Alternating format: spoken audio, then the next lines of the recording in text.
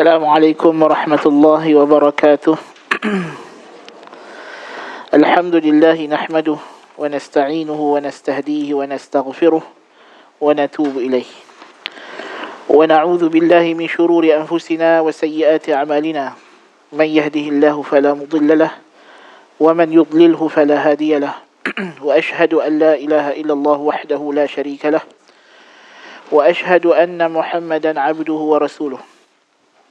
اللهم صل وسلم وبارك على سيدنا محمد وعلى آله وصحبه أجمعين. أما بعد. Setelah kita mengambil muqaddimah tentang kewujudan Allah Tabaraka wa Ta'ala sebelumnya, bahawa berikrar akan kewujudan Tuhan adalah fitrah, kita pergi kepada perbahasan tentang tauhid, di mana kata Abu Ja'far At-Tahawi rahimahullahu ta'ala, naqulu fi tauhidillahi mu'taqidina bi taufiqillah bi anna Allah wahidun la syarika lah. Jadi penegasan tauhid ialah pada perkataan beliau, inna Allah wahidun la syarika lah. Kami berkata, mengakui berkenaan dengan keesaan mentauhidkan Allah itu ialah beriktikad dengan bimbingan daripada Allah, sesungguhnya Allah itu esa, tiada sekutu sama sekali baginya, la syarikalah, wala syai'a mithluh. Lalu dia memperincikan apakah makna esa itu dan apa makna tiada sekutu. Tiada sekutu di sini maknanya la syai'a mithluhu, tiada sesuatu pun yang sama dengannya. Wala syai'a yu'jizuhu, tiada sesuatu pun yang dapat menandingi kuasanya. Wala ilaha ghairuh, dan tiada yang berhak disembah kecuali dia sahaja. So ini adalah statement yang beliau bawa tentang maksud, jenis dan dalil-dalil tauhid yang kita akan bincangkan. Allah itu esa, tiada sekutu baginya. Inna Allah wahidun la syarikalah. Lalu dia sebut 3 perkara yang menjadi makna syarik.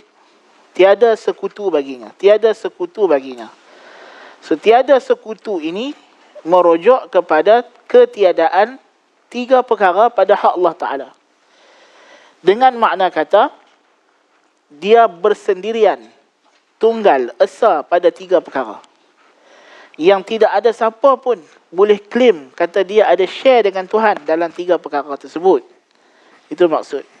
Allah itu la syarikalah. Dan kita akan datang nanti dalam ayat Quran di mana Tuhan sebut benda tersebut. So kata Abu Ja'far Tahawi, la syarikalah ini apa makna la syarikalah? La syai'a mithluhu, tiada suatu pun yang setara, sama dengan Allah dari segi kesempurnaannya, dari segi nama-nama dan sifat-sifatnya. Tak ada satu benda pun dalam alam ni selain Tuhan yang memiliki kesempurnaan mutlak, atau ada apa-apa benda dalam alam ni sama sifatnya dengan Tuhan. Tidak ada sama sekali. La syai'a mithluh. Tak ada langsung. Tak ada benda dalam alam ni kita boleh tunjuk, kita kata Tuhan nak macam ni ya. Tak boleh. Sikit pun tak sama. Kan? Tak ada satu benda dalam alam ni kita boleh kata kalau nak faham Tuhan tengok benda ni. Lebih kurang tak boleh. Tak ada. Dalam alam ni tidak ada sama sekali. Daripada arash sampailah ke kerak neraka. Tak ada satu pun yang sama dengan Tuhan. Tak ada satu pun yang setara, sama gagan dengan dia. Wala syai'a yu'jizuh, tiada suatu pun yang mampu menandingi kuasanya. Dalam alam ni tak ada siapa pun boleh claim kata dia boleh cabar kuasa Tuhan. Dia boleh menidakkan kehendak Tuhan. Dia boleh buat macam Tuhan buat. Tak ada. Aku boleh cipta macam Tuhan cipta. Tak mungkin. Tak ada. Tuhan sahaja yang ada al-qudratul bahirah, kekuasaan yang menakjubkan, the magnificent power, yang membolehkan dia mengubah hakikat benda dari tidak wujud kepada wujud, dari satu keadaan kepada satu keadaan. Makhluk tak boleh. Kalau kita bagi dekat makhluk kayu, lepas tu kita kata saya nak awak tempa daripada kayu ini sebuah meja besi, mampu sampai sudah dia tak boleh buat. Dia boleh buat meja kayu daripada kayu, ya. Tapi kalau kita kata ni, saya bagi awak kayu, tapi saya nak meja besi. Daripada kayu ni awak tukar jadi besi. Tak boleh. Tuhan saja boleh tukar. Kita bagi dia kayu tu, kita kata saya nak awak jadikan kayu ni seekor ular. Dia boleh buat patung ular, boleh. Tapi nak tukar kayu jadi ular hidup, berjalan dengan laju besar pula tu, tak mungkin. Macam tongkat Nabi Musa alaihissalam, kan? So itu adalah makna la syai'a yu'jizuhu. Tiada sesuatu pun yang dapat menandingi kuasanya. Wala ilaha ghairuh. Oleh itu, kesimpulannya, tiada yang berhak disembah kecuali dia. Dia sahajalah yang berhak disembah. Tak ada lagi dalam alam ni apa-apa benda yang kita boleh kata kita perlu sujud kepadanya. Kita perlu rukuk kepada benda ni. Kita perlu beriktikaf padanya. Tak perlu. Hanya Tuhan saja. Tidak ada satu nama ibadat melainkan hak milik Tuhan mutlak. Tidak ada dalam alam ni satu benda pun yang boleh disembah, diibadahi, kecuali Tuhan Azza wa Jalla yang sifatnya adalah wahidun la syarikalah, la syai'a mithluh, wa la syai'a yu'jizuh, wa la ilaha ghairuh. So, apa tauhid? Tauhid asalnya adalah masdar. Tauhid itu adalah masdar, kata terbitan. Bagi kata kerja wahada yuwahhidu. Kan? Wahada yuwahhidu. Tauhidan. Dari segi makna bahasa, tauhid adalah menjadikan sesuatu itu tunggal, atau kita beriktikad sesuatu itu tunggal, tidak ada yang bersekutu dengannya. Al-Ibnul Wahid, anak tunggal, kan? So itu menunjukkan bahawa dia tidak ada yang berkongsi dengannya, ataupun dalam bahasa Arabnya disebut sebagai al-fard, yang unik. Kata para ulama rahimahumullah jami'an, antaranya yang disebut oleh Syekh Al-Bajuri rahimahullah, at-tauhid ialah seperti yang disebut dalam Hasyiah Jawharatut Tauhid, ifradul ma'budi bil ibadah. So tauhid asasnya adalah ifradul ma'bud bil ibadah ma'tiqadi wahdatihi wat tasdiqi biha dhatan wa sifatin wa af'ala.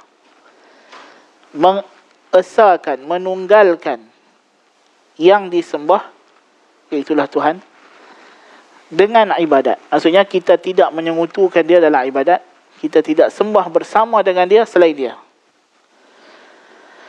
Bersamaan dengan kita beriktikad keesaannya dan membenarkan keesaannya dari segi zatnya, bahawa tiada yang sama dengan Allah, tiada yang sama dengan Allah pada sifatnya dan pada perbuatannya, perbuatan-perbuatannya, af'alan.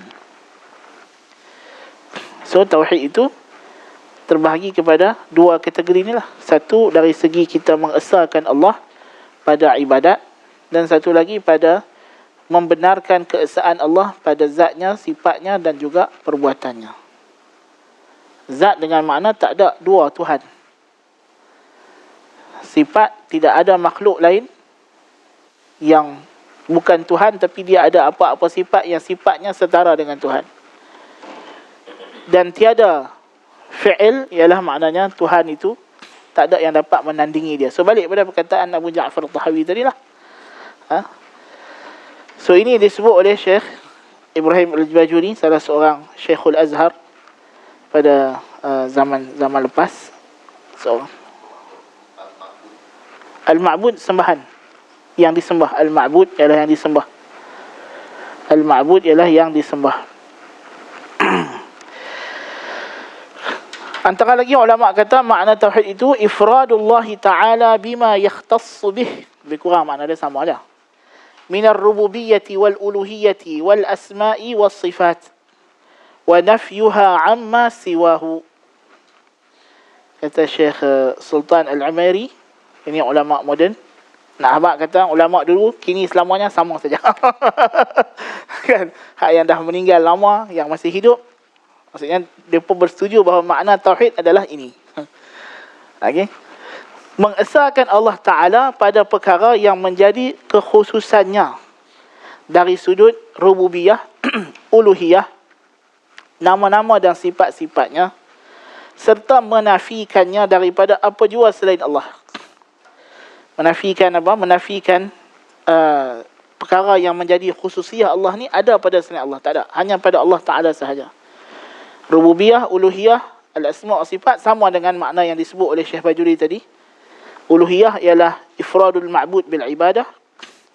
Mengesahkan yang disembah pada ibadah, itu dipanggil uluhiyah. Rububiyah ialah dari sudut kita mengesahkan Tuhan pada perbuatannya. Tidak ada yang menandinginya pada perbuatan. Asma' wa sifat ialah balik pada zat dan sifat tadi. So tadi kalau kita tengok pada perkataan Syekh Abu Ja'far At-Tahawi rahimahullahu ta'ala, dia telah bagi kepada kita tauhid ni ada 3 rukun asas. Kita kena menafikan 3 perkara. Barulah kita mengesahkan Allah Ta'ala. Sebab itu kata para ulama Maturidiyah bahawa tauhid ini dia menafikan 3 jenis syirik. La syarikalah, menafikan 3 jenis syirik. Dengan makna kata menegaskan 3 jenis tauhid lah. Menafikan 3 jenis syirik dengan makna menegaskan 3 jenis tauhid lah. So kata A'immatul Maturidiyah rahimahumullah, macam kata Syekh Aqhisari, fa qawluhu la syarikalah, tiada sekutu baginya, ta'kidun wa taqrirun li kamali wahdaniyatihi wa nafyun lisyirki bi anwa'ihi, menegaskan dan menyatakan kesempurnaan keesaan Tuhan dan menafikan syirik dengan segala macam syirik. Siapa segala macam syirik di sini? Wahiya asyirku fi dzat, syirik pada zat Tuhan. Wa syirku fi istihqaqi tasmiyatil uluhiyyati wal ma'budiyah, dan mensyirikkan Tuhan dari segi haknya sebagai yang disembah, dan syirik wasyirku fi sifatihi dzatiyyati wal fi'liyah, mensyirikkan Tuhan pada sifat-sifatnya, sama ada sifat zatiyah, zatnya, ataupun sifat perbuatannya. So yang pertama, la syai'a mithluh, tiada yang setara dengan Allah. Ini tauhid nama dan sifat. Kita menafikan ada benda dalam alam ni, mana-mana bahagian alam ini tidak ada satu pun yang namanya setara dengan nama Tuhan. Sama tu hanya pada sebutan. Allah Ta'ala nama dia adalah Ar-Ra'uf. Dan Allah Ta'ala namakan Nabi dia Muhammad sallallahu alaihi wasallam Ra'uf. Allah juga Rahim. Dan Tuhan namakan Nabi sebagai Ra'ufur Rahim. Tetapi samakah Ra'uf yang ada pada Allah dengan Ra'uf yang ada pada Nabi? Tak sama. Tak sama. Rahmat yang ada pada Allah dengan rahmat yang ada pada makhluk, tak sama. Dalam satu peperangan, Nabi SAW melihat seorang wanita mencari-cari bayinya. Kemudian dia pun bila dapat bayi itu, dia gendong, dia peluk, dia susukan. Lalu Nabi kata kepada sahabat-sahabat dia, adakah kamu menyangka, kamu anggap wanita ini sanggup untuk melemparkan anaknya ke dalam api kalau kita suruh dia buat? Dia kata, tak mungkin ya Rasulullah. Betapa sayangnya dia pada anaknya, tak tergambarlah dia ni nak pergi lempar anak dia dalam api saja-saja macam tu kan. Nabi kata, lallahu arhamu bi'ibadihi min hadhihi biwaladiha. Allah itu lebih rahmat kepada hamba-hambanya daripada mak ni rahmat pada anak dia. Tuhan lagi lah tak saja-saja nak campur hamba dia masuk dalam neraka. Kan? Macam-macam Tuhan buat supaya kita ni diselamatkan daripada neraka. Macam-macam. Subhanallah. So, tidak sama apa-apa sifat Tuhan, nama Tuhan, tidak ada yang setara. Dan Nabi SAW sangat menjaga. Seorang lelaki, sahabat Nabi, datang masuk Islam, kemudian Nabi tanya apa nama gelaran dia. Dia ni digelar sebagai Abul Hakam. Oh, Abul Hakam. Kenapa engkau ni Abul Hakam? Nabi kata. Dia kata, ya Rasulullah, aku ni zaman jahiliah orang yang jadi hakim. Dia hakim. Dan tak pernah ada orang petikai apa-apa aku punya judgement. Oh, maknanya dia ni dianggap satu orang yang keputusan dia sangat bijaksana dan sangat adil sehingga orang tak pernah petikai. Sebab itu dia digelar sebagai Abul Hakam. Bapa kepada segala hakim. Lebih kurang gitulah maksud dia. Kan? Maka Nabi kata, innal hakam huwa Allah. Hakim yang sebenar-benar hakim yang hukumnya tak boleh ditolak ialah Allah Ta'ala sahaja. Jadi kau tak boleh pakai nama ni, Nabi kata. Kau tak boleh pakai nama ni. Kalau itu sebab nama itu diberi kepada engkau dari sudut sebab engkau ni keputusan dia tak pernah orang tolak, hakikatnya keputusan engkau tu boleh ditolak. Kan? Nabi kata satu-satunya yang keputusannya tak boleh ditolak Allah Ta'ala saja. Dia saja Al-Hakam. Nama Allah Al-Hakam. Kata Nabi tanya dia, engkau ada anak? Dia kata ada. Apa anak yang paling tua sekali? Anak sulung. Dia kata nama anak sulung aku Syuraih. Dia kata. Nabi kata fa anta Abu Syuraih. Tapi Syuraih itu pun lepas tu jadi hakim juga. Kan? Hakim Syuraih ma'ruf dalam kalangan tabi'in. Kan? Hakim yang paling adil dalam sejarah Islam. Ketua hakim pertama dalam sejarah Islam. Hakim Syuraih rahimahullah ta'ala tabi'in. Jadi hakim zaman Khulafa' Rashidin. Bayangkanlah. Nak kata hebat tak hebat. Ya lepak dia sahabat. Lepas tu dia tu jadi hakim zaman Uthman, zaman Ali bin Abi Talib radhiyallahu anhum. So jadi nak kata betapa Nabi SAW menegaskan supaya kita tak boleh menyamakan Tuhan dengan makhluk, dan makhluk tak boleh by any way diletakkan seolah-olah macam dia nak sama dengan Tuhan. Ini adalah syirik yang nyata. Dan Islam esensinya, jauharnya macam kita dah sebut ialah tauhid. Tak ada tauhid, tak ada Islam. Tak ada tauhid, tak ada Islam. Dalam dunia ni tinggal Islam saja agama yang tauhid. Selain daripada Islam, ada dua agama yang klaim tauhid tapi syirik. Yahudi dengan Nasrani. Yahudi Nasrani kalau kita kata dia musyrik, dia marah. Dia kata dia ahli tauhid. Yang lain semua mengaku syirik, tak pernah mengaku tauhid. Dan walaupun mereka kata mereka tauhid, mencapai tauhid macam dalam ajaran Hindu kan, dia dah sembah Tuhan berjuta-juta, lepas tu dia kata semua juta-juta satu, dia kata. Mana main satu? Kan? Kalau ada semua juta-juta, sejuta bukan satu, 3 bukan satu. Kan? Satu ialah satu lah. Kan? Allah Ta'ala kata dalam Quran, La tattakhidu ilahaini ithnain wa la taqulu thalatha. Jangan kamu adakan 2 sembahan. Jangan kamu kata ada 3 sembahan. Kan? Kemudian yang kedua, rukun yang kedua, bila kita nak mentauhidkan Allah Ta'ala, kita kena menafikan apa sahaja sekutu bagi Allah dalam kuasanya. Yakni tauhid pada ketuhanan Allah dan ketuanannya atas seluruh alam. Tak boleh kita kata alam ni ada Tuhan kongsi dengan siapa-siapa. Atau alam ni ada pula Tuhan subkon dekat siapa-siapa. Tak boleh. Ini adalah akidah orang musyrikin. Orang musyrikin, mereka setuju. Dia kata alam ni Tuhan cipta. Okeylah. Lepas tu dia kata, oh ada pula subkontrak. Kan? Oh, tapi ada dewa angin, dewa ayak, ada mambang kuning, mambang biru. Kan? Mambang biru depan ni hantu ayak lah. Kan? Orang Melayu hantu dia paling besar kali hantu ayak. Walaupun dia duduk dekat ayak, tapi semua penyakit mai pada dia. Demam hantu ayak, semua hantu ayak. Sakit orat pun hantu ayak. Kan?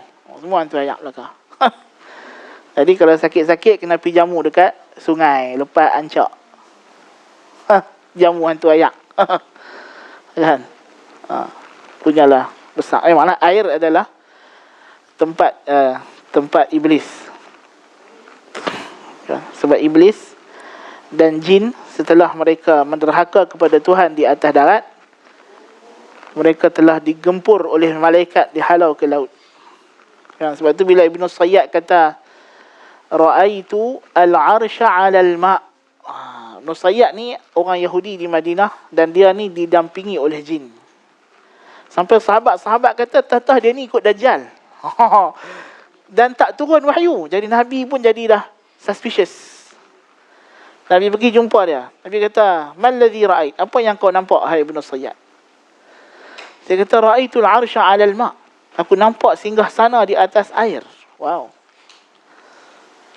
Kalau orang dengar tu kata, "Wish, dia nampak singgah sana Tuhan lah." Pasal arasy Tuhan atas air. Wa kana 'arshuhu 'ala al-ma'. Rupanya dia nampak tu apa? Singgah sana iblis. Kan? Sebab singgah sana iblis pun atas air juga, dekat laut. Kan? Itu orang Melayu dia sembah apa? Ratu Kidul. Kan? Memanglah syaitan semua dekat laut. Kan? Jadi sebab tu orang nak dapat ilmu kebal pun pergi bertapa dekat sungai. Bertapa dekat laut, dekat pantai. Apa-apa sikit kena lepas dekat sungai, lepas dekat laut. Nak tolak sial, kena pergi mandi safar, terjun sungai, terjun laut. Kan? Sebab tu Firaun tu Tuhan musnahkan dengan laut. Saya dia rasa dia hebat, dia mengaku dia Tuhan sebab dia kawal sungai Nil. Kan? Ala kulli hal, kita kata tak ada dalam alam ni sekutu bagi Tuhan. Ada orang dia percaya ni Tok Wali ni lepas dia mati nanti Tuhan bagi dekat dia tugas baru. Dia boleh jaga awan, jaga angin, jaga api, jaga apa. Kan? Macam-macam. Tak boleh lah. Itu bercanggah dengan wala syai'a yu'jizuh. Atau dengan makna kata kita beranggapan kita ni boleh keluar daripada qada dan qadar Tuhan. Itu lebih dahsyat lagi. Ada orang dia ingat dia boleh lepas daripada takdir Tuhan. Mana boleh? Kalau you kata you boleh lepas daripada takdir Tuhan, maknanya dia anggap dia boleh menandingi kuasa Tuhan. Kan? Itu akan datang nanti bab takdir. Wala ilaha ghairuh. Ini makna la ilaha illallah. Makna la ilaha illallah. Ya? Dan ini adalah kemuncak tauhid. Kemuncak tauhid. Ya, tiada sembahan yang hak kecuali Allah. Tauhid pada hak Allah sebagai satu-satunya yang berhak disembah dan diperhambakan diri padanya dengan penuh pengagungan, pengharapan, ketakutan dan kecintaan. Al-ma'budu hubban wa khawfan wa mahabbat wa rajaan, yang disembah dengan penuh rasa cinta, takut dan harap. Dalam dunia ni ada macam-macam jenis syirik. Ya. Kata ulama sebut, dia kata perkataan yang mensyirikkan Tuhan pada zat, ini seperti perbuatan orang Majusi. Orang Magian, Majus. Orang Majusi dia kata alam ni ada dua pencipta. Khaliqul khair dengan khaliqus syar. Yang menciptakan kebaikan iaitulah alam seluruhnya. Iaitulah Allah Ta'ala. Nama dia Ahura Mazda, dia kata. Dan dia adalah cahaya. Jadi sebab tu orang Majusi ni dia sembahyang, dia menghadap api. Kalau kita kata dia sembah api, dia marah. Dia kata, kami bukan sembah api, kami menghadap api, dia kata. Lepas dia kata Tuhan dia cahaya. Dia kata lah, dah ada lampu elektrik dah. Buat ada buah api ke? Botol slide dah. Kan? Dia sembah api sebenarnya, kan? Lepas tu dia kata satu lagi Tuhan Ahriman. Ahriman ni iblis lah. Dia kata hak jahat-jahat dalam alam ni iblis buat. Tapi nanti di akhir zaman Tuhan akan datangkan satu, macam kalau kita punya konsep macam Imam Mahdi lah, kan, akan musnahkan iblis. Lepas tu Tuhan menang, dia kata. Jadi seolah macam Tuhan tu duk perang dengan iblis pula. So malah iblis tu macam ada autoriti tersendiri, kan? Dan ini i'tiqad banyak agama. Agama Greek pun sama, agama Nasrani pun sama, kan? Ada pun yang mensyirikkan Allah Ta'ala pada uluhiyah, pada la ilaha illallah, ialah kata Syekh Aqis-Sahari, fahuwa san'u musyrikil Arab. Orang musyrikin Arab. Musyrikin Arab, innahum asyraku ma'allahi Ta'ala ma'abadu minal asnam fi istihqaqil ibadah wa tasmiyatil uluhiyah ma'a iqrarihim bitawhidi fi dhat. Mereka mensyirikkan Tuhan pada hak Tuhan untuk disembah dan dinamakan sebagai ilah. Orang Arab, Allah dia panggil Allah. Apa tu makna Allah? Sembahan yang besar, sembahan yang utama. Lepas tu berhala-berhala dia yang kecil-kecil ni dia buah nama ilah, sembahan sampingan. Sembahan sampingan, kan? Pasal dia kata ni semua banatullah, ni semua anak-anak perempuan Allah. Iaitulah malaikat. So dia kata ni semua malaikat. Malaikat ni dia kata, malaikat ni anak-anak perempuan Allah. Jadi kita sembah dia. Bila kita sembah dia, Allah sayang kita, dia kata. Kita nak sembah Allah tak boleh, dia kata. Pasal kita ni dosa, dia kata. Kan, ni kalau kita minta kat Tuhan, Tuhan kau mau dengar, dia kata. Kita kata, kita ni siapa nak pergi jumpa Tuhan direct, dia kata, tak boleh. Dia faham lagu tu. Kan, dia kata, kita ni siapa nak pergi jumpa direct dengan Tuhan, dia kata. Kita nak jumpa raja pun kena guna menteri. Menteri nak jumpa menteri, nak jumpa pegawai. Kan? Banyak lapis-lapis tu. Dia kata, takkanlah Tuhan kita pergi cuan direct tu saja. Dia tak percaya. So dia kata, Tuhan pun ada dia punya pegawai dia juga, dia kata. Jadi kena minta dulu kat malaikat, nanti malaikat pergi jumpa Tuhan. Ataupun malaikat ni dia kata Tuhan bagi dia jaga, jadi dia boleh kawal suka hati dia lah. Dia i'tiqad macam malaikat ni ada sekutu pada kejadian alam. Tapi mereka still, kalau ditanya kepada mereka siapa yang menciptakan langit dan bumi, dia kata Allah Ta'ala. So ala kulli hal, point dia, ini adalah 3 bentuk syirik yang mesti dinafikan, yang dirangkumkan oleh Allah Ta'ala dalam surah Maryam, Rabbis samawati wal ardi wa ma bainahuma fa'budhu wastabir li'ibadatihi hal ta'lamu lahu samiyya. Rabbis samawati wal ardi wa ma bainahuma, Rabb langit dan bumi dan apa yang ada di antara keduanya. Fa'budhu, maka sembahlah dia sahaja. Wastabir li'ibadatihi, dan bersabarlah akan ibadat itu. Dalam melaksanakan ibadat tu kena sabar, Tuhan kata. So pertama tadi Rabbis samawati wal ard, esensi dia adalah mengakui bahawa Tuhan sahaja yang mencipta, mengawal dan memerintah alam ini. La syai'a yu'jizuh, tiada satu pun yang dapat menandingi kuasanya. Fa'budhu wastabir li'ibadatihi, kita hanya mengakui Allah Ta'ala saja yang berhak disembah. Hal ta'lamu lahu samiyya, tiada baginya yang sama. Nama-nama dia, sifat-sifat dia, tak ada satu pun yang sama. Para ulama mengatakan tauhid ni dia ada 2 bahagian. Dari segi cara kita nak mentauhidkan Allah Ta'ala. Macam mana kita mentauhidkan Allah Ta'ala? Pertama, bahagian yang disebut sebagai tauhidul ilmi ataupun tauhidul ma'rifati wal ithbat. Tauhid al-ithbat wal ma'rifah. Apa makna tauhidul ithbat wal ma'rifah? Tauhid secara pengakuan. Mengakui. Mengaku apa? Mengakui bahawa Allah Ta'ala sahajalah Rabbul Alamin, dan mengakui bahawa sifat-sifatnya sahajalah yang maha sempurna. Seperti kata Allah Ta'ala dalam surah At-Talaq, ini ayat terakhir. Allahu alladhi khalaqa sab'a samawatin wa minal ardi mithlahun yatanazzalu al-amru bainahunna lita'lamu anna Allah ala kulli syai'in qadir wa anna Allah qad ahata bi kulli syai'in ilma. Lita'lamu. Tuhan kata, Allah lah yang telah menciptakan 7 petala langit dan bumi juga sepertinya. Macam mana kita pun tak tahulah. Turun padanya perintah Allah itu antara langit dan bumi. Supaya apa? Lita'lamu. Supaya kamu yakin. Supaya kamu tahu. Supaya kamu beriktikad bahawasanya Allah sahajalah yang maha berkuasa atas segala sesuatu. Dan bahawa Allah itu telah meliputi segala sesuatu akan ilmunya. Maha mengetahui segala perkara.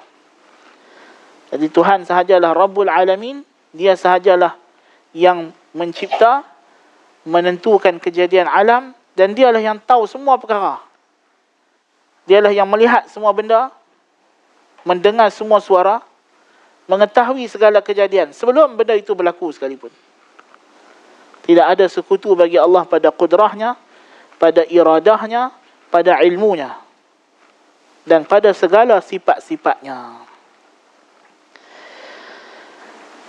Itu yang pertama. Yang kedua ialah tauhidul amali ataupun tauhid praktikal amali, amalan, atau disebut juga tauhidul qasdi wal iradati wat talab. Mengesahkan Allah pada tujuan, kehendak dan tuntutan. Yakni pada tujuan kita, kehendak kita. Ya. Dalam ibadah maksudnya. Bila kita beribadah, kepada siapa kita tujukan ibadah kita? Mestilah kepada Allah Ta'ala sahaja. Apakah kehendak kita bila kita beribadah? Kita mestilah mengkehendaki ganjaran Allah Ta'ala sahaja. Apa yang kita tuntut?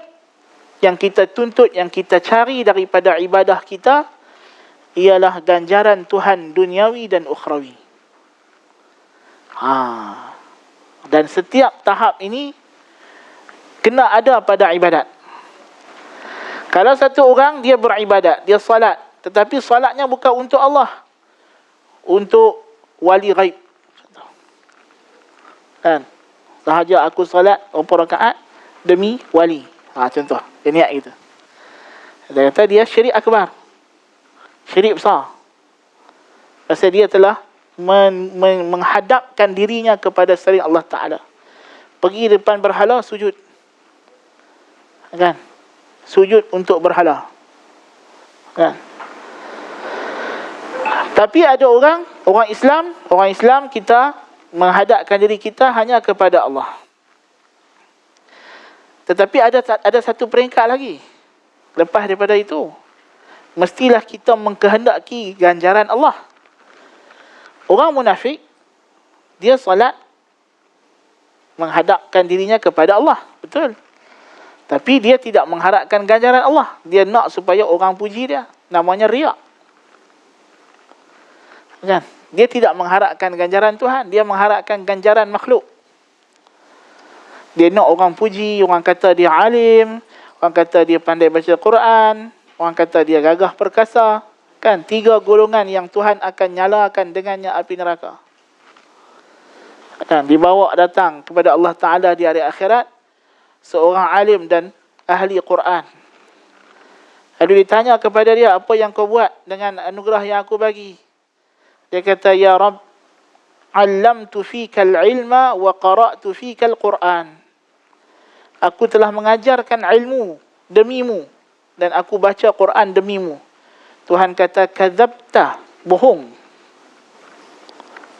Innama 'allamta liyuqalu lakal alim wa qad qil. Wa innama qara'ta al-Quran liyuqalu lakal qari' wa qad qil. Tujuan sebenar kau jadi ulama supaya orang panggil kau ulama. Dia orang pun pakai cium tangan apa semua kan, dia pun seronok lah. Kan? Dia bagi tempat duduk yang empuk. Kan? Dia orang panggil ni tok guru, jilat habis segala ludah. Kan? Dan kata tak hang bohong.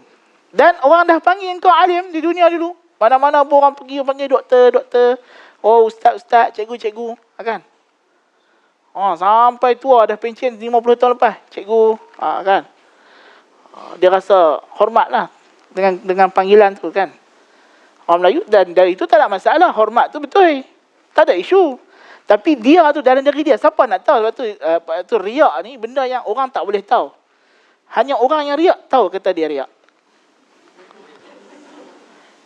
Kita tengok dia di luar, okey je. Betul lah tu, dia semayang. Dia baca Quran, takkan salah kot. Kan? Ui, dia tu rajin, mai semayang 5 waktu. Kan? Sah depan. Kan? Tak ada siapa pun tahu, rupanya dalam hati dia niat nak bertanding pengurusi masjid. Kan? Disebabkan itu orang pun mendapat konsensus. Pengurusi masjid tu ni tak dipertandingkan. Sebulat suara kita lantik lebay ni. Rupanya memang itu tujuan dia daripada awal. Kan? Siapa pun tak tahu. Takkan kita nak kata jangan main semayang. Kena semayang lah. Tapi betulkan niat kau. Kan? Jadi riak ni payah. Sebab tu dia syirik khafi kan. Dia tak nak ganjaran Tuhan. Dia nak ganjaran makhluk. Macam orang musyrikin. Kan? So, dia tak boleh ada riak. Mestilah mentauhidkan Allah pada iradah, kehendak. Mengkehendaki wajhullah, arah Allah Ta'ala. Tuhan kata, kullu syai'in halikun illa wajhah. Semua benda akan musnah di hari akhirat nanti, kecuali yang dilakukan kerana mengharapkan wajahnya. Semua ibadat Tuhan akan hancurkan. Tuhan tak ambil kira. Kecuali yang kamu buat ikhlas kerana aku saja. Tuhan kata dalam surah Az-Zumar, fa'budillaha mukhlishan lahuddin. Sembahlah akan kamu Allah, mengikhlaskan baginya ibadat dan doa. Dan kemudian yang ketiga, peringkat yang ketiga ialah tauhidut talab. Apa yang kita nak cari daripada ibadat ni, kita mengharapkan apa? Mengharapkan ganjaran Tuhan yang ukhrawi, ganjaran akhirat. Dan dunia sebagai tambahan. Ganjaran akhirat yang utama, dunia sebagai tambahan. Kalau orang dia ibadat, tapi dia mengharapkan ganjaran dunia sahaja, dia tak nak pujian makhluk, tapi dia mengharapkan ganjaran dunia. Ini juga adalah termasuk dalam satu bentuk syirik yang tersembunyi, syirik khafi. Kan? Contohlah kita kata, memanglah orang kata kita ni kalau rajin ibadat, rajin solat, Tuhan akan lapangkan rezeki, bisnes makin maju. Dan kita kata betul, badan sihat. Dan dia mengharap ganjaran itu daripada Tuhan, bukan daripada makhluk. Dia nak Tuhan lapangkan rezeki dia, sihatkan tubuh badan dia. Tapi dia beribadat kerana mengharapkan ganjaran tu yang lebih berbanding ganjaran akhirat. Apa akan jadi dekat dia? Dia dengan Abu Lahab sama je lah. Abu Lahab bukan percaya hari akhirat. Pernah akan sekali Abu Lahab pergi dekat Lata dengan Uzza, dia kata, wahai Lata dan Uzza, selamatkanlah aku daripada neraka. Pernah? Dia neraka bukan dia percaya ada pun. Kan, orang musyrikin ni, dia ibadat, dia pergi tawaf, dia pergi sa'i buat haji, buat umrah, dia pergi sembelih korban untuk berhala. Apa dia minta? Dua benda. Harta banyak, anak lelaki ramai. Ukuran redha Tuhan bagi orang musyrikin, dua aja. Kalau Tuhan bagi aku kaya, anak lelaki aku ramai, Tuhan sayang dah tu. Jadi bila mereka tengok Rasulullah ni harta tak banyak, anak lelaki pula mati semua, dia berkata, tengok Muhammad tu, abtar. Tuhan dah putihkan rahmat dia daripada Muhammad. Allah Ta'ala kata, inna a'tainakal kautsar. Kami bagi hang kebanjiran rahmat, tak terhingga-hingga mengalir, tak putus. Kautsar. Fasalli li rabbika wanhar. Maka disebabkan itu engkau salatlah untuk aku, harapkan ganjaran aku. Bukan kau salat sebab nak anak ramai macam orang musyrikin ni. Sembelih korban untuk aku, bukan kau sembelih korban sebab nak jadi kaya macam orang musyrikin ni. Kan? Inna syani'aka huwal abtar. Yang kata engkau abtar itulah yang abtar. Aku putus dia daripada rahmat aku, esok mati masuk neraka. Kan? Jadi ibadat bukan sebab kita nak jadi kaya di dunia. Kan? Qarun dia perasan dia hebat macam itulah. Firaun pun sama juga. Orang musyrikin pun sama juga.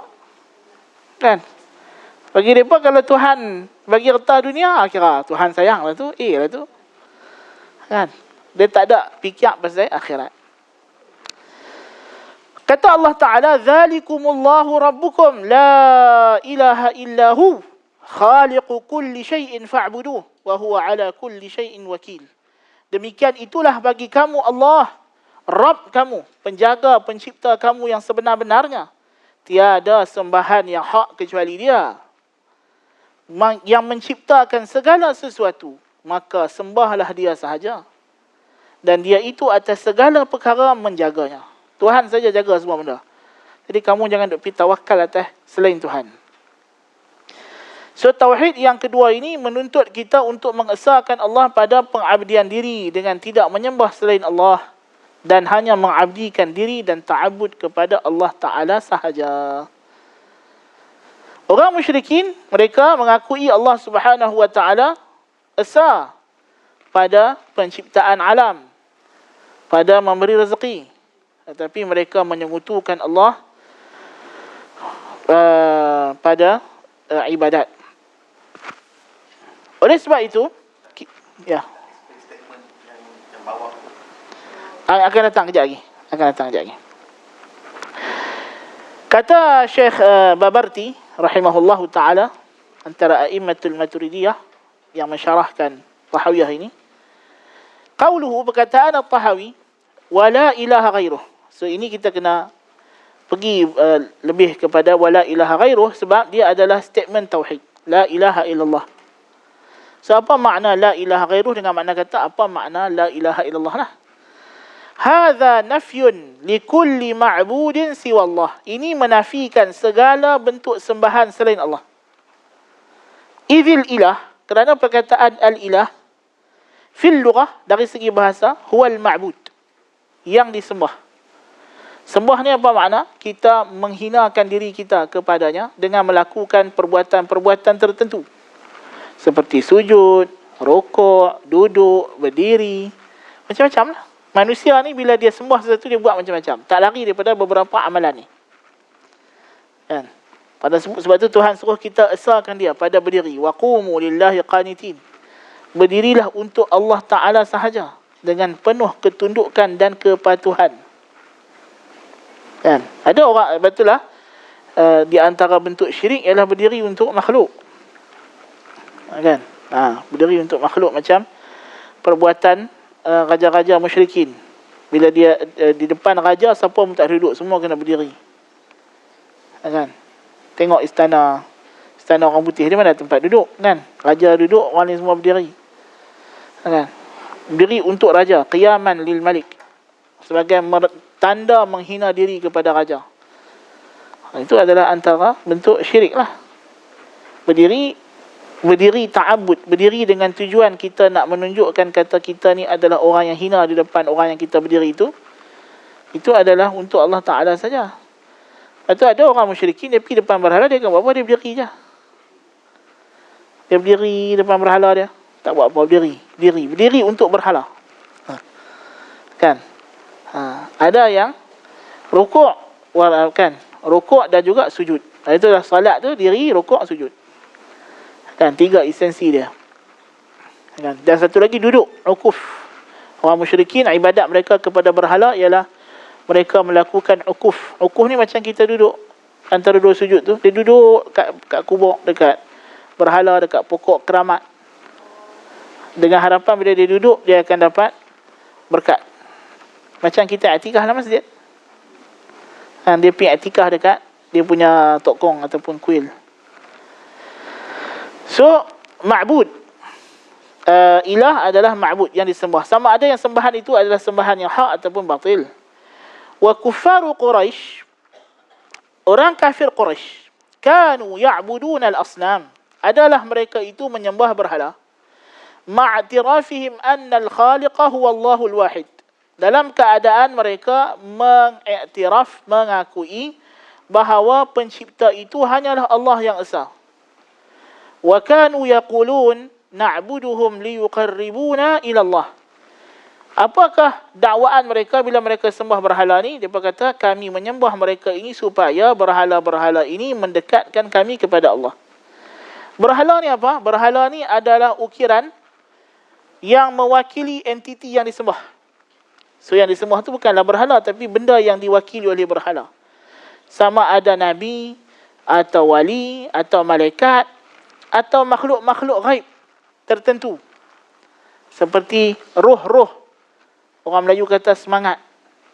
Semangat padi, semangat gunung, semangat hutan. Kan? Dan yang dipuja dalam pelbagai bentuk secara wakil. Dia sebut sebagai asnam. Ada juga disebut sebagai wathan. Al-awthan ialah benda yang disembah dalam rupa asalnya. Seperti pokok. Macam pokok beringin. Keramat. Kan? Jadi kita tak ubah pokok tu macam tu lah. Tapi dia berkata ni pokok ni hang tahu. Kalau hang lintas pokok ni, hang tak lepas dekat dia ancak, siap balik demam dia kata. Jangan lalu pokok tu, bahaya. Pokok tu keramat dia kata. Kena bayar nazar. Ni pasal apa demam sampai ketak-ketak ni? Hari tu ni dia lalu depan pokok beringin tu, dia pergi tegak dia kata. Dia pergi tegak pokok beringin dia kata. Itulah sebab balik demam kura. Duduk dalam selimut tak keluar, kepala pun tak nampak. Orang tahu bagi demam kura. Kan? Pasal apa? Pasal tegak dengan pokok beringin. Pokok beringin je pun. Nak buat projek rumah, tak boleh, pokok ni tak boleh ditebang. Kan? Keramat dia kata. Banyaklah. Pokok adalah salah satu sembahan yang paling popular lah. Pokok besar-besar. Sebab orang musyrikin dia ada 3 sembahan yang utama. Satu Al-Lat. Al-Lat ialah kubur. Al-Lat ialah kubur. Kubur orang salih. Yang kerja dia masa dia hidup, dia bagi makan orang haji. So bila dia mati, mereka buat binaan dekat kubur dia, mereka berukuf, duduk di keliling kubur dia untuk mendapat berkat. Yang kedua sembahan orang musyrikin yang paling besar ialah Al-Uzza. Al-Uzza ialah pokok besar. Pokok. Dan pokok ni ada Tok Bomo jaga. Perempuan. Yang Khalid Walid pancung tu, kan? Bila Khalid pergi tebang pokok Uzza itu, bila balik Nabi kata engkau tak buat apa pun. Uzza tu ada lagi. Kan? Lepas tu bila dia pergi lagi sekali, tiba-tiba keluar satu perempuan macam nenek kebayan lah apa kan. Mai terapa kat dia, tu dia pancung kepala. Lepas tu Nabi kata, sekarang dah mati dah Uzza. Jadi Uzza dia perempuan, betina. Semua betina belakang. Berhala semua betina. Tak ada berhala jantan. Orang musyrikin Mekah lah. Kan? Lata dia lelaki tapi bagi mereka dia mewakili roh yang bersifat anak perempuan Tuhan. Semua anak-anak banatullah. Dan yang ketiga ialah manah. Manah ni batu besar. Batu besar. So dia berkata kalau lintas batu ni kena sembelih korban. Kena semah dengan darah. Kalau tidak jadi malapetaka. Jadi sebab tu nama dia manah. Manah tu maksudnya yang disemah dengan darah. Dan Allah Ta'ala dalam ajaran Islam kita hanya ada Mina. Satu-satunya tempat yang disemah dengan darah untuk Tuhan ialah Mina. Pada hari 10 Zulhijjah ada ayam tashriq. It'aman lil fuqara illah. Bagi makan kepada fakir-fakir hamba Allah. Tak ada semah darah untuk Tuhan suka. Tak ada. Ataupun tolak bala supaya batu tak kena sumpahan batu, kan? Orang musyrikin ni senang, dia tengok benda pelik sikit je, dia kata ini makhluk ni istimewa ni. Pasal apa dia satu-satunya batu tengah jalan. Dia buatlah. Kan dia musafir, padang pasir tu besar. Lepas tu tiba-tiba tengah padang pasir tu ada seketul batu, dia pun pelik.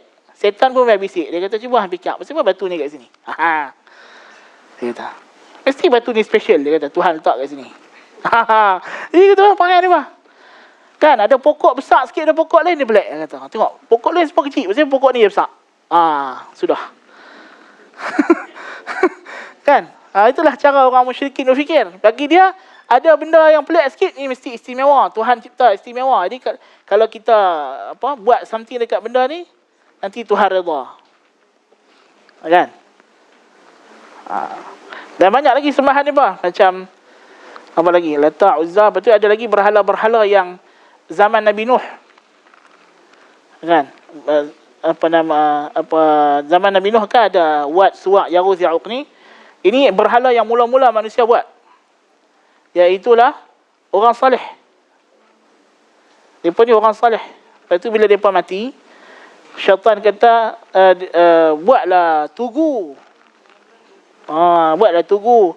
Jadi kalau hampa tengok berhala ni, tugu. Bukan berhala lagi, tugu. Tengok tugu ni nanti hampa rajin lah ibadat. Teringat dekat Wat. Dulu Wat ni rajin semayang. Kita pun kena semayang macam dia. Kan? Macam zaman lah kan orang buh gambar Tok Guru kan. Dia kata, tengok muka Tok Guru ni nanti teringat nak semayang. Kan, Tok Guru kita rajin solat, dia kata. Mula-mula setan buat macam tu lah. Lepas tu, bila dah lama tu, dah 10 generasi, setan kata, hantar pasal apa nenek moyang hampa duk main semayang kat sini. Dia kata, ni lah, duk turun hujan ni. Hampa kalau minta hujan, Tuhan bukan mau dengar, dia kata. Minta kat dia. Nanti dia minta ke Tuhan, Tuhan bagi turun. Kalau hampa sakit, minta Tuhan sembuh. Hampa siapa dengan Tuhan? Setan kata. Tuhan tak ada peduli Ni, minta dekat dia ni. Dia ni yang Tuhan bagi urusan-urusan ni semua. Dia sembahlah berhala. Kemudian bila berhala tu datang banjir besar, tenggelam. Bayangkan, daripada zaman Nabi Nuh dengan Nabi Muhammad, ratus-ratus ribu tahun. Kan? Lepas tu di Mekah itu ada satu orang nama dia Amru bin Luhai Al-Khuzai. Dia ketua Mekah yang berjaya merampas pemerintahan Mekah daripada orang Quraisy sebelum Nabi Muhammad, sebelum Hashim. Jadi dia ni ada dikatakan dia ada berdamping dengan jin. Ada yang kata dia mimpi, setan masuk dalam mimpi dia. Kan? Pasal dia duk pergi dekat Syam, di Syria, dia tengok orang Syria sembah berhala. Orang Arab Mekah adalah generasi manusia yang terakhir sembah berhala sebelum Nabi datang. Sebab itu mereka senang untuk diberitahu kata berhala ni tak syirik. Dan mereka tahu benda tu bukan ajaran Nabi. Mereka tahu bahawa Nabi Ibrahim tak pernah ajak buat syirik. Dan mereka tahu ajaran ini ajaran Amru bin Luhai. Kan? Berbanding dengan manusia yang lain. Mereka semua dah tak tahu dah. Yahudi, Nasrani dah ubah habis kitab. Mereka dah tak pelekok dah. Kan? Kalau kita pergi habak dekat dia, mana ada Nabi Isa suruh sembah dia, dia tak tahu. Dia ingat itulah dalam kitab dia macam itu. Sebab kitab pun dah kena ubah. Jadi orang Arab, jarak mereka dengan sahabat dengan Amru bin Luhai hanya 9 keturunan saja. Dekat. Kan? So bila Amru bin Luhai ni duk pergi tengok, betul setan pun hasut. Setan kata, kalau nak berhala macam ini, kau pergi dekat pantai Jeddah. Pantai Jeddah. Dia kata dekat pantai ni nanti kalau kau cari, kau jumpa. Dia pergi kat pantai Jeddah, dia pergi korek-korek, jumpa berhala tadi. Wat, Suwa', Yaghuz, Ya'uq tu duk tertanam di pantai Jeddah. Pantai Laut Merah Jeddah. Kan? Maka dia pun ambil balik, dia bedak-bedak kepada kabilah-kabilah Arab. Dia kata, lah kita pakat sembah ni lah. Kan? Jadi perantara antara kita dengan Tuhan. Lepas tu macam-macam berhala lah mereka buat. Kan? Sampai ada 360 berhala keliling Kaabah tu, banyak. 300 lebih berhala. Kan? Atas Kaabah mereka letak Hubal. Pasal dia kata Hubal ni wakil Allah Ta'ala. Gambaran bagi Allah Ta'ala. Hubal. Yang lain tu tak setara dengan Hubal. Kan? Lepas tu sembahlah. Sampai Nabi SAW datang. Tapi dia macam-macam sembah juga. Ada pokok, ada batu. Macam Zatu Anwat. Yang masa Nabi nak pergi perang Hunain, Nabi lintas tu. Itu pokok bidara. Pokok bidara yang besar. Di situ mereka kan nak pergi perang, mereka gantunglah mereka punya senjata. Ambil berkat. Ambil berkat. Duduk keliling pokok tu. Jadi kalau duduk ambil berkat dekat pokok bidara ni, nanti menang perang.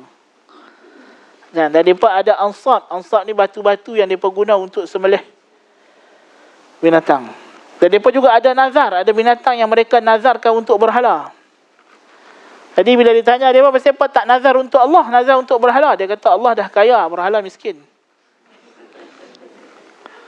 Allah tak perlu dah nazar ni. Dia kata. Itulah alasan dia. Sebab itu orang musyrikin, bila dia pergi haji, dia kata labbaik Allahumma labbaik. Labbaik la syarika lak. Kami menyahut seruanmu ya Allah, tiada sekutu bagimu. Dalam masa hajatul wada' tu, dan Nabi selalu bila Nabi dengar depa talbiyah itu, Nabi kata qat, sudah, jangan duk tambah. Pasal dia tambah apa? Illa syarikan huwa lak. Kecuali sekutu yang kau punya ya Allah. Tamlikuhu wa ma malak. Engkau memiliki sekutu ini dan segala harta benda dia engkau lah yang punya ya Allah.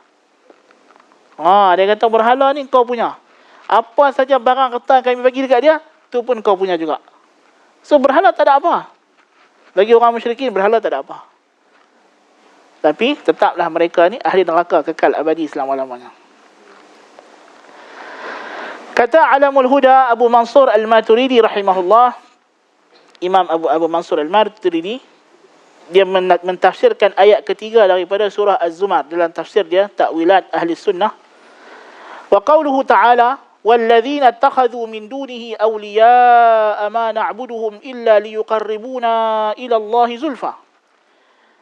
Kata Allah Ta'ala dalam surah Az-Zumar ayat ketiga, dan mereka yang mengambil selain daripada Allah sebagai pelindung-pelindung, wali-wali yang melindungi mereka. Kononnya mereka kata berhala ni jadi wali, jaga mereka daripada bahaya-bahaya.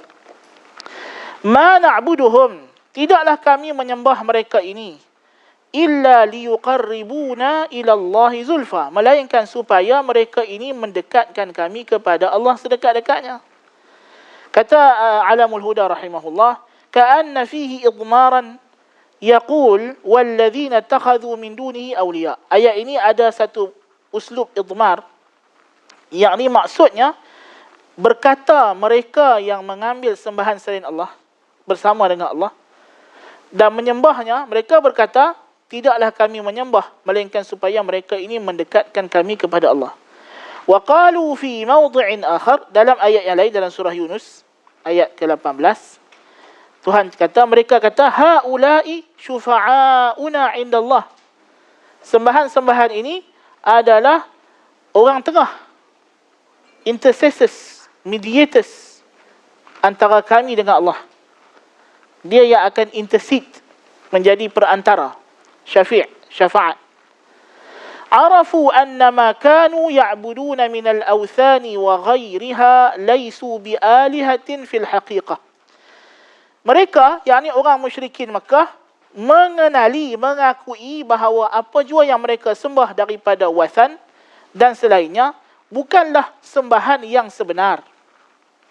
Wala lahumul uluhiyatu haqiqatan, dan mereka tidak berhak untuk disembah sebenar-benarnya. Wa anna haqiqatal uluhiyati lillah, dan hak untuk disembah itu hanyalah untuk Allah. Lakinnahum sammauha alihatan li'annahum kanu ya'budunaha. Mereka menamakan semua ini sebagai alihah sebab mereka yang menyembahnya. Wa kullu ma'budin 'inda al-'arabi ilah. Semua benda yang disembah menurut orang Arab namanya ilah. Li'anna al-ilaha huwa al-ma'bud. Kerana ilah adalah ma'bud yang disembah.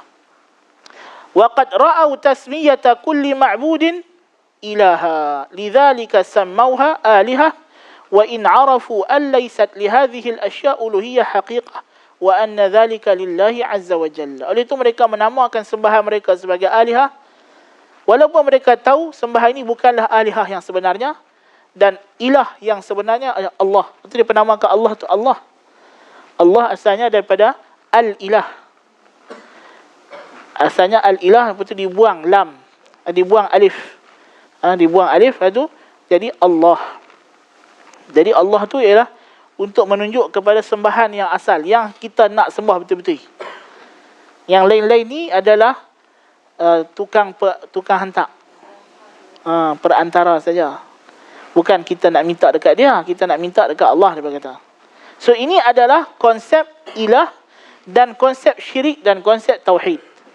So tauhid adalah menafikan bersama dengan Allah itu ada perantara dan sembahan yang lain. Syirik ialah menisbahkan bagi Allah perantara dan sembahan. Apakah dalil bahawa Allah Ta'ala itu esa? Dia ada proses reasoning dia. Ialah Al-Quran menegaskan, cara Al-Quran menegaskan Tuhan itu Maha Esa dari sudut uluhiyah.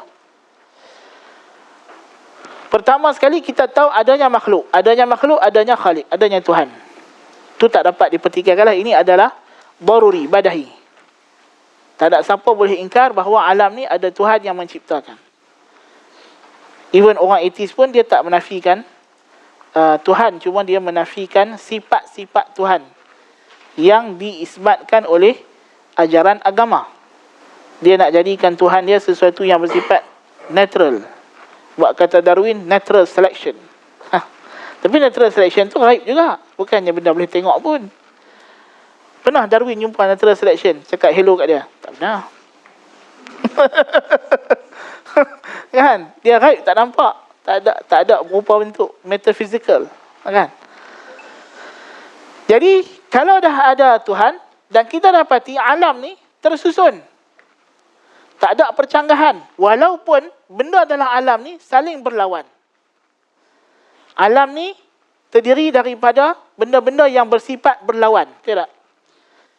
Kan? Kalau Heraklitus dia kata ada 4 unsur alam yang utama. Apa dia? Api, angin, air, tanah. Dan dia saling berlawan. Tapi daripada unsur yang 4 ni dia kata jadi macam-macam. Kan? Aristotle kata alam ni dipenuhi dengan benda yang berlawan. Kan? Sejuk dengan panas, kering dengan basah, hidup dengan mati, panjang dengan tinggi, dengan rendah. Kan? Tua dengan muda, sihat dengan sakit, hidup dengan mati, wujud dengan tak wujud. Kan? Semua lawan. Tapi bila kita tengok alam ni penuh dengan benda berlawan, tapi dia tak bercanggah. Dia munazzam, tersusun, bersistem. Menunjukkan bahawa dia ada satu pentadbir sahaja. Kalau alam ni ada banyak Tuhan yang mentadbir, dia akan jadi macam mana? Dia akan jadi macam cerita, cerita dewa-dewa Olimpiad lah. Bergaduh lah. Kan? Zeus bergaduh dengan adik dia Hades. Kan? Ataupun jadi macam cerita Mahabharata.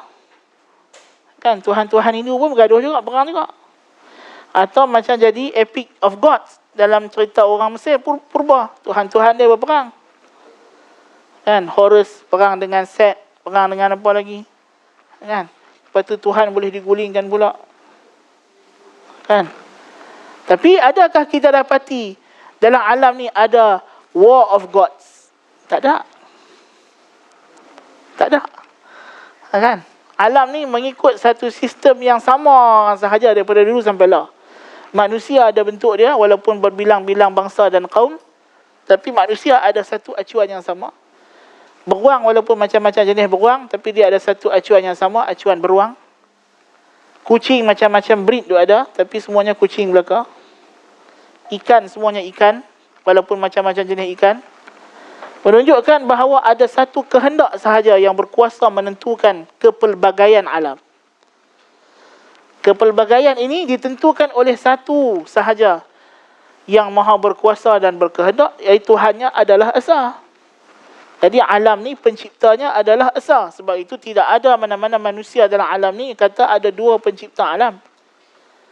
Paling tinggi sekali yang dakwa ialah Majusi tadi. Itu pun dia kata Iblis tu terhasil daripada pemikiran Tuhan, dia kata.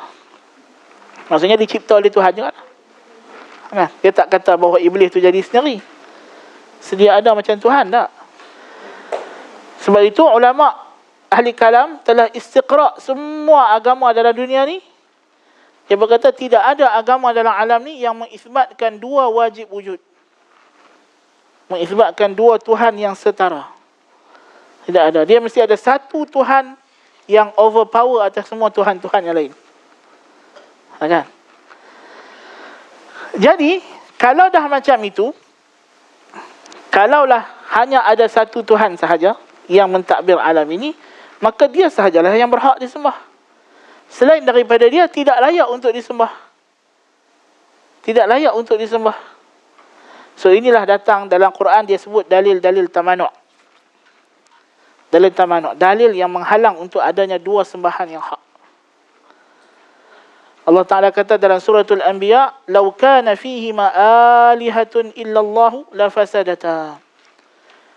Kalaulah dalam alam ini, dalam langit dan bumi ini, lau kana fihima, jikalau pada langit dan bumi ini ada sembahan-sembahan yang hak selain Allah. Apa makna sembahan yang hak? Maksudnya dia menciptalah. Syarat untuk sesuatu itu menjadi sembahan yang hak, mestilah dia adalah Rabbun. Dia mengawal ciptaannya. Dia mencipta dan dia mengawal ciptaannya. Ya. Jadi jikalau dalam alam ni ada alihah yang betul-betul alihah selain Allah, tentulah alam ini akan rosak binasa. Bayangkan, rumah sebelah-sebelah jiran, seorang nak panas, seorang nak sejuk. Dan mereka dua-dua ni sembah Tuhan yang berbeza. Jiran dia kata, "Hailah Tuhan aku, bagilah hari ini sejuk." Jiran yang sebelah dia kata, "Hai Tuhan aku, bagilah hari ini panas." Bayangkan dua Tuhan ni bertemu. Tuhan satu kata, "Ni, aku punya sembahan ni, yang sembah aku ni, follower aku, dia nak panas tau. Aku nak bagi panas ni." Tuhan satu kata, "Mana boleh, aku punya follower nak sejuk." Jadi perang, War of God kat atas rumah tu. Dah kali hancur tu. Tu baru dua. Kalau ramai macam Dewa Olympus atau dewa-dewa Gunung Mahameru, kan? Orang musyrikin, Tuhan-Tuhan dia semua duduk atas gunung belakang. Kan? Orang Yunani, Tuhan dia duduk atas bukit Olimpiad. Kan? Setahun sekali, kena buat acara untuk sembah Tuhan. Kan? Dia panggil apa? Olympus, sukan Olimpik. Kan? Sebab Tuhan suka tengok orang bergaduh, dia kata. So, siapa yang paling kuat, Tuhan akan angkat jadi dewa. Boleh naik kabat bukit Olympus. Hidup dengan jadi demigod. Macam Hercules dengan Prometheus. Kan? Dalam ajaran Hindu, dia ada bukit Mahameru. Kan? Mahameru. Biasa kita look at, tapi Mahameru dia bukit ghaib. Jadi Indon pun kata dia ada Mahameru, kita pun ada Mahameru. Kan? India pun ada Mahameru, tak tahu satu betul. Tapi sebenarnya Mahameru ni dalam ajaran Hindu dia adalah bukit ghaib, dia bukan bukit fizikal. Tapi dia kata situlah dewa-dewa duduk. Kan? Jadi siapa yang boleh kabat bukit Mahameru, jadilah. Kan? Kena hacking. Hacking hilang. Kan? Tapi nak kata, dia ada pemikiran tu. Manusia memang dah ada pemikiran tu. Maksudnya kalau alam ni betul ada banyak Tuhan, mesti akan ada gaduh Tuhan.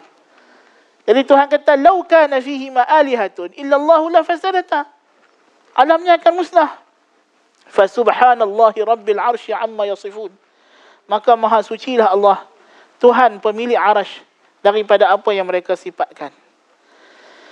Dalam surah Al-Mu'minun Tuhan kata, "Mattakhadallahu min waladin wa ma kana ma'ahu min ilah. Idzan la dhahaba kullu ilahin bima khalaqa wa la 'ala ba'dhum 'ala ba'd." Tiadalah Tuhan mempunyai anak. Kenapa Tuhan ada anak? Macam mana? Kan? Anak dia Tuhan lah juga. Kan? Kalau dah anak Tuhan, mestilah Tuhan juga. Jadi akan banyak Tuhan lah. Kan? Maka adalah manusia-manusia yang akan angkat diri dia lebih daripada orang lain. Dan tiada bersamanya sebarang sembahan yang hak yang lain. Jikalau ada sembahan yang hak selain daripada Allah Ta'ala, idzan la dhahaba kullu ilahin bima khalaq. Setiap sembahan ini akan mengawal yang menyembahnya, yang dia cipta. wala ala ba'duhum ala ba', dan mereka akan bercanggahan antara satu sama lain. Tuhan-Tuhan ni, Tuhan kata dia akan berebut, dia akan perang lah. Macam yang kamu dah buat cerita dalam Mahabharata, dalam Olympiad dengan Odyssey, kan? Dalam Iliad, Odyssey of Iliad, kan? Cerita-cerita Tuhan berperang ni. Subhanallahi amma yasifun.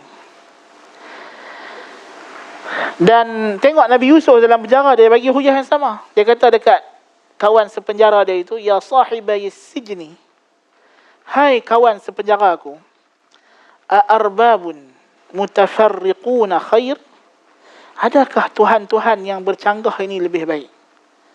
Amillahul wahidul qahar, atau Allah yang Maha Esa yang mengawal segala-galanya. Sebab dalam ajaran Fir'aun, dalam ajaran Mesir, dia ada Tuhan banyak. Horus, Set, apa macam-macam tu kan. Itu Tuhan yang paling besar sekali, Amun-Ra, Tuhan matahari. Tapi Tuhan ni dia suka perang. Orang bergaduh lah, berebut kuasa lah, berebut nak jadi raja lah, kan. Jadi Nabi Yusuf kata, Tuhan yang hampa percaya duk perang setiap hari ni, yang ni kan lebih baik, atau kita percaya Tuhan satu tapi dia kontrol semua, kan. Sebab tu Fir'aun, bagi dia adalah Tuhan kepada Mesir. Ana rabbukumul a'la, aku Tuhan kamu orang Mesir yang paling tinggi. Sebab bagi dia negeri dia ada Tuhan lain pula. Sebab tu dia tanya Nabi Musa, wa ma rabbul alamin, apa dia Tuhan untuk sekalian alam ni? Sejak bila pula ada Tuhan untuk semua alam, satu Tuhan saja, kan. Aku Raja Mesir, jadi akulah Tuhan dalam Mesir ni. Tuhan dah bagi aku hak untuk memerintah Mesir. Suka hati aku boleh buat apa, kan. Siapa pun tak boleh halang aku. Mesir ni aku punya. Halal haram aku tentukan. Tiba-tiba Nabi Musa kata, mana ada? Alam ni ada satu saja yang kata halal haram ni. Jadi Fir'aun tak ada terima tu, kan. Sebab dia dah jadi pahaman manusia yang syirik. Raja adalah bersifat dewa, ataupun disebut sebagai dewa raja, kan. Raja memiliki sifat ketuhanan. Kehendak raja adalah kehendak Tuhan. Dan setiap negeri ada raja dia, kan. Bagi bahasa manusia anggap raja tu Tuhan, kan. Raja adalah anak Tuhan. Fir'aun dianggap sebagai anak Amun-Ra, kan. Sultan-sultan Melayu dianggap sebagai anak kepada jelmaan kepada Dewa Shiva yang berperang, kan. Sebab tu dia pilih, tengok, dia pilih pun jelmaan kepada Shiva. Shiva adalah Tuhan perang, kan. Betul tak? Kan, raja-raja Melayu kan Shiva, kan. Raja Majapahit, Maharaja Majapahit pun sama juga, kan. So raja-raja dianggap sebagai jelmaan dewa, ataupun, kan, macam apa? Macam raja-raja Melayu dikatakan keluar daripada laut, lepas tu turun di atas bukit Mahameru tu lah, kan. Lepas tu padi bertukar jadi emas dengan perak. Lepas tu dia naik lembu tu muntah, keluar Tok Bomo, kan. Lepas tu jumpa dengan apa nama dia, lemang demak lebar daun, demang lebar daun, kan. Buat perjanjian, lepas tu jadi raja, kan. Gitulah kat Bukit Siguntang, kan. Situlah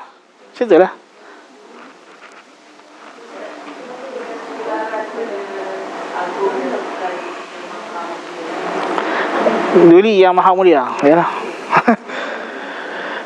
Dia nak maksudkan, dia masalah bahasa Melayu ni susah sikit. Kalau bahasa Arab, kita boleh bezakan untuk Tuhan dengan makhluk dengan ta marbutah.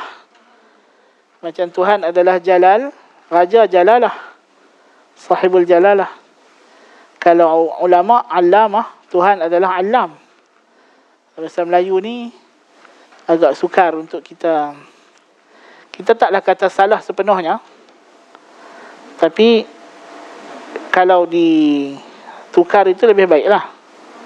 Dia ada kesamaran di situ. Tapi kita taklah bila kita sebut Duli yang maha mulia, kita tak kata dia sama dengan Tuhan. Of course lah, dalam konteks yang sekarang, kan. Mungkin kalau konteks nenek moyang kita dulu-dulu, memanglah Duli itu kasut, kan. Debu yang lekat di kasut, kata Buya Hamka. So bayangkan debu yang di kasut dia tu pun dah maha mulia, bayangkan dia lagi, kan. Tapi dalam maha di sini bukanlah kita kata dia maha macam Tuhan. As long as tidak ada i'tiqad-i'tiqad yang menjuruskan nampak dia macam Tuhan. Tapi tauhid ni, dia punya janab dia tak boleh disentuh pun. Kan? Sepatutnya kita mengambil. Sedangkan Nabi, orang datang dekat Nabi, orang kata, Ya Karim, Ibnul Karim. Hai si mulia, anak si mulia. Nabi kata, La yastajriyannakumus syaitan. Jangan kamu diperdaya oleh syaitan. Ya ayuhan nas, La yastajriyannakumus syaitan. Qulu bi ba'di qawlikum. Kan? Cakap biasa-biasa sudah, Nabi kata. Jangan duk panggil aku lebih-lebih. Kan?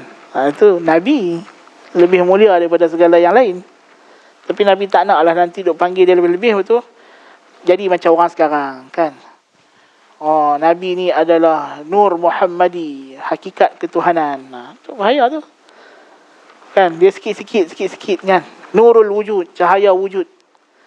Jadi kita ni wujud, semua ni wujud Nabi. Wujud Nabi adalah wujud Tuhan. Kacau. Kan? Jadi kena hati-hati. Jangan ada i'tiqad yang pelik-pelik.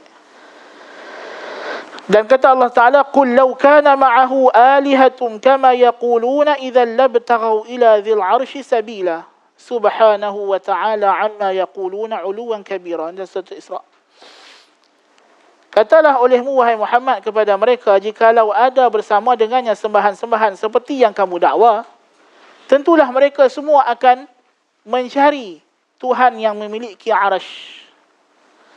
Di sini ada dua makna. Sama ada mencari di sini dengan makna nak pergi merebut arash Tuhan, macam yang datang dalam Epic of God ni. Kan macam Ses nak gulingkan pak dia Amun-Ra, nak jadi Tuhan yang paling besar. Kan Zeus jadi Tuhan sebab dia gulingkan pak dia Kraken. Kraken dulu pun jadi Tuhan sebab gulingkan pak dia apa nama langit.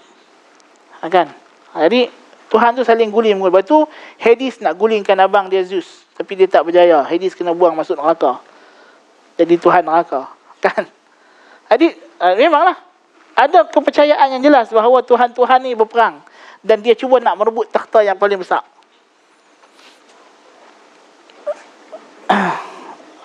Atau maksud yang kedua yang disebut oleh para ulama adalah mereka mencari Allah Ta'ala untuk mendekatkan diri kepadanya. Sebab di antara i'tiqad orang musyrikin yang lain pula, mereka percaya bahawa sembahan-sembahan yang mereka sembah ni adalah hamba-hamba Allah yang taat. Yang mereka ni Tuhan telah jadikan dia istimewa. Macam kalau dalam ajaran Hindu kan, contohnya Agni, Bayu dengan Surya. Agni, api, Bayu, angin, Surya, matahari. Kenapa mereka ni disembah? Sebab mereka sudah mengenal hakikat Brahman. Kan? Maksudnya api, angin dengan Bayu, angin dengan matahari. Mereka ni makhluk yang kononnya telah mengenal hakikat Tuhan. So dia rapat dengan Tuhan lah. Kan? Dia rapat dengan Tuhan. Jadi sebab itulah dia disembah. So bila kita sembah api, sembah Bayu, angin, sembah Surya, matahari, so kita telah mendekatkan diri kita kepada Brahman. Liyuqarribuna ila Allahi zulfa. Atau macam Lat tadi adalah orang salih. So bila dia mati, dia dekat dengan Tuhan. Ataupun malaikat, dia bersembah. Macam orang Kristian sembah Mikail. Kan, orang Katolik, dia pagi-pagi dia ada doa untuk panggil Mikail. Michael.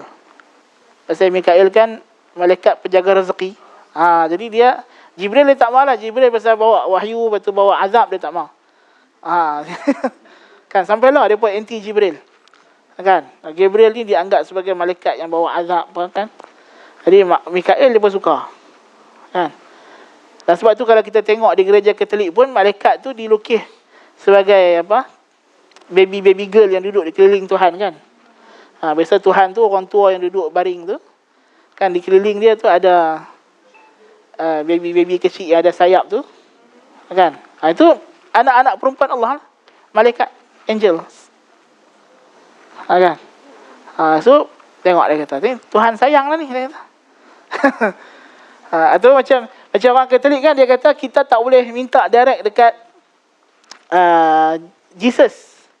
Pasal dia kata Jesus Tuhan, tapi kena minta dekat Mary, Theotokos, Mother of God. Jadi kalau kita minta dekat Tuhan, siapa? Kita dengan Tuhan tak ada nilai. Tapi kalau Mary minta dekat Tuhan, Mary ni mak dia. Jadi Tuhan takkanlah nak bangkang permintaan mak dia. Gitulah logik dia kan. Jadi itu maksud idzal labtaghu ila dzil arsy sabila. Dia akan cari Allah Taala untuk dekatkan diri dia.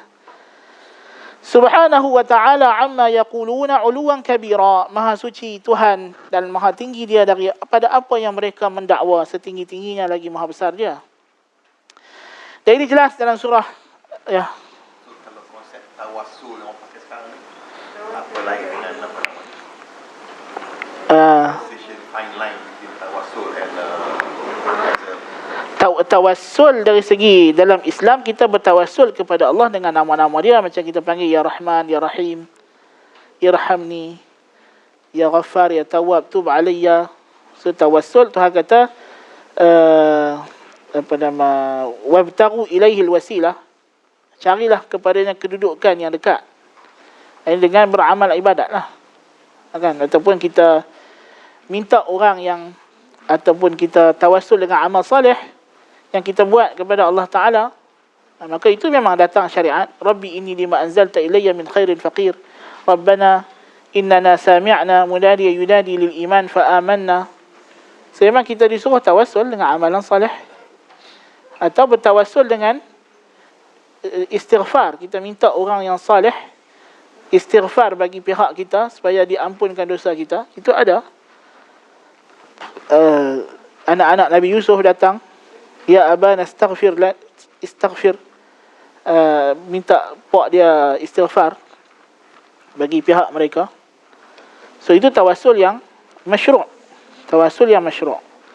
Tapi kalau tawassul itu maksudnya dia pergi dekat kubur, dia kata, hai Tok Wali, bagilah kami ni senang, bagilah penyakit sembuh, ataupun pergi dekat pokok, atau pergi dekat sungai. tawassul dengan Nabi. Nabi dah tak ada. Tawassul dengan Nabi tu apa maksud dia? Kalau tawassul dengan Nabi ialah dia sebut, wahai Allah Ta'ala, dengan berkat Nabimu. Dengan berkat Nabimu ini para ulama berbeza pandangan. Jumhur ulama mengatakan tidak diharuskan. Majoriti ulama. Adapun minoriti ulama, tetapi mereka ini adalah majoriti dari segi mutaakhirin. Mereka mengharuskan. Tetapi harus, bukan ya afdal. Afdal yang tadi kita sebutlah. Tapi kalau dia sebut dengan berkat Nabi, ya Allah. Tapi dia minta dekat Allah Ta'ala, bukan minta dekat Nabi lah. Minta dekat Allah Ta'ala. Ini ada perbezaan pendapat, walaupun dalil mereka yang mengharuskan tidak kuat.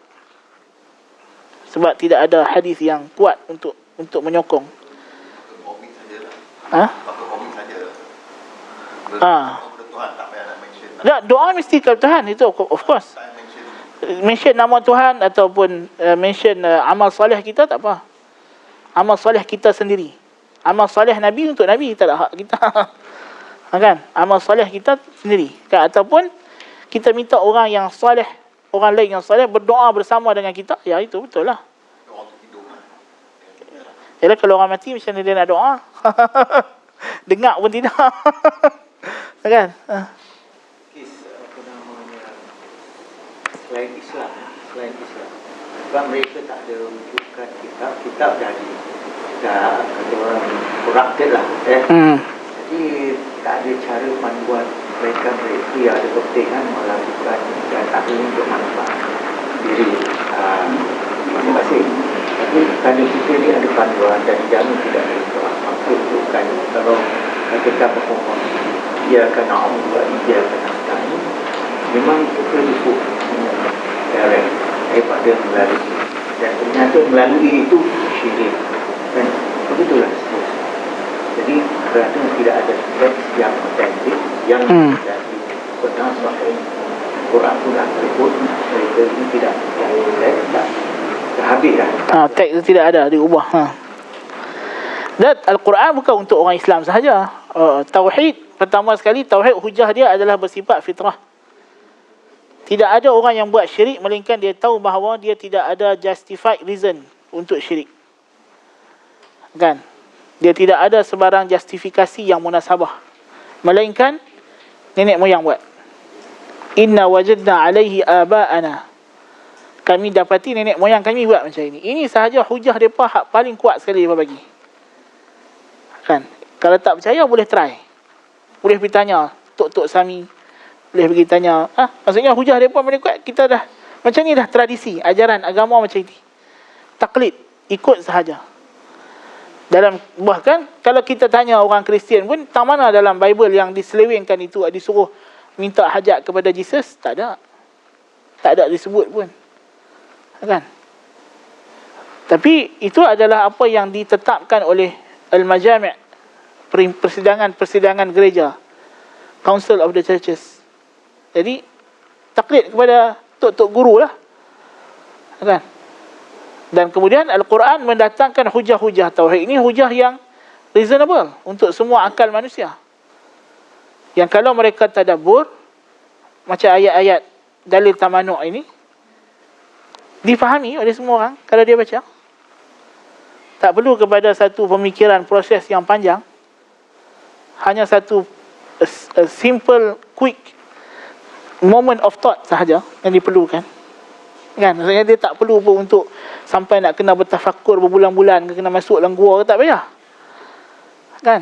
Sekali pandang, sekilas fikir sahaja, dia sudah boleh tahu, kata ya betul lah tu. Kan? Bukannya sesuatu yang dia kena lama, kan?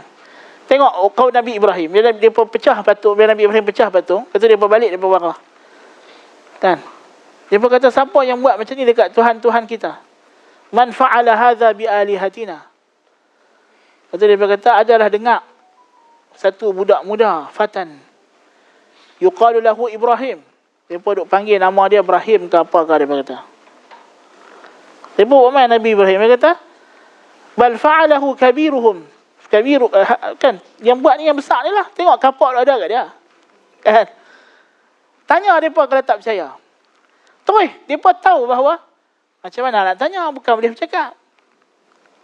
Kan, bergerak pun tidak pahala ni, nak ketuk lagu mana. Bukan mereka tak tahu, mereka tahu. Kan, sekilas pemikiran. Kan, sebab berhala-berhala yang mereka buat ni mewakili jirim langit, matahari, bulan, bintang. Sebab dia kata kita nak sembah bulan waktu siang, bulan tak ada. Buatlah satu patung, kata ni mewakili bulan. Nak sembah matahari, malam matahari tak ada. Buatlah satu patung mewakili matahari. Nak sembah bintang, planet-planet yang lain, kadang-kadang ada, kadang-kadang tak nampak. Jadi buatlah patung-patung banyak sikit. Kan? Dan dia pun tahulah. Dan bintang-bintang, langit-langit ni bukan boleh tolong mereka. Pasal dia sembahan tu dia ada, dia punya proses dia panjang, kan. Maksudnya dia berkata kita sembah berhala. Berhala ni, katalah berhala ni berhala yang mewakili matahari. So dia kata bila kita sembah berhala ni, nanti akan ada satu connection. Dia kata, dia dakwa lah, tak tahulah kan, memang tak betul pun. Jadi dia kata, tapi matahari dengar tak dengar. Nampak ada apa dia berbuat? Tak nampak. Kan? Jadi benda tu sekali fikir pun dia tahu dah, tak logik pun aku sembah benda ni. Kan? Dengar radio Hakim hari Selasa petang, kan? Tak ada satu orang pun yang masuk Islam yang kata sebelum Islam dia tenang, lepas Islam dia tak tenang. Tak ada. Semua yang mencari Islam, apa pun alasan dia, tapi dia pun berkongsi satu alasan yang sama. Dia kata apa? Tak tenang dengan agama asal. Apa itu tak tenang? Sebab dia tak kena dengan fitrah. Kan? Bila tak kena dengan fitrah, dia tahu kata dia sembah ni benda apa ni. Kan? Jadi dia maksudnya pemikiran manusia by default secara fitrahnya, dia punya primordial state dia kekal ada dalam diri dia, bahawa dia hanya menyembah Tuhan yang Maha Esa sahaja, tak boleh sembah yang lain. So masalahnya kalau dia tidak berfikirlah. So ketidakadaan, memanglah kalau ada pun teks asal Taurat, Zabur, Injil, teks itu sudah tidak boleh dipakai lagi sebab Tuhan sudah masukkan dengan Quran. Kita tak perlu kepada Taurat, Injil dan Zabur pada masa sekarang. Yang kita perlu hanyalah Quran dan hadis-hadis Nabi SAW sahaja. So point dia, kita nak kata hujah tauhid adalah bersifat aqliyah, fitriyah. Reasonable, logic, masuk dengan akal, dan bersifat fitriyah, maksudnya sesuai dengan keadaan asal manusia. Fitratallahi allati fataran nasa 'alaiha. Keadaan asal yang Tuhan ciptakan manusia di atasnya. Wallahu ta'ala a'lam bis-shawab. Naktafi bihadzal qadar. Aqulu qawli hadza wa astaghfirullah al-'azim li wa lakum. Sallallahu ala sayyidina Muhammadin wa ala alihi wa sahbihi ajma'in. Assalamualaikum warahmatullahi wabarakatuh.